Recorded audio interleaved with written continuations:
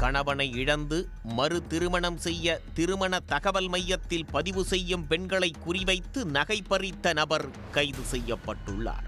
குமரி முதல் சென்னை வரை பெண்களிடம் கைவரிசை காட்டியவர் சிக்கியது எப்படி? சென்னை கிழக்கு தாம்பரம் ஆனந்தபுரம் பகுதியைச் சேர்ந்தவர் 45 வயது காயத்ரி.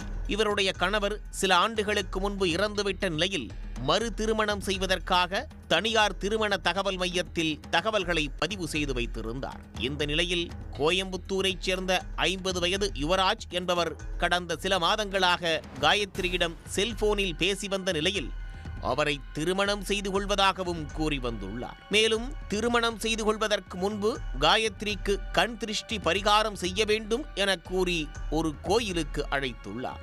கோயிலுக்கு வரும்போது பூஜையில் வைக்க வேண்டும் என கூறி 5 சவரன் நகையை எடுத்து வருமாறு கூறியதன் பேரில் காயத்ரி 5 சவரன் நகையை எடுத்துக்கொண்டு தாம்பரத்திற்கு வந்துள்ளார்.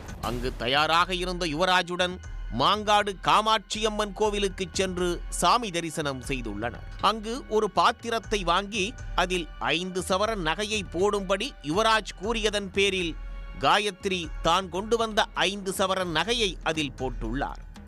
அதனை மூடிவிட்டு வீட்டில் பூஜை அறையில் கொண்டு போய் வைத்துவிட்டு 3 நாட்கள் கழித்துதான் திறந்து பார்க்க வேண்டும், அப்போதுதான் கண் திருஷ்டி போகும் என கூறியிருக்கிறார்.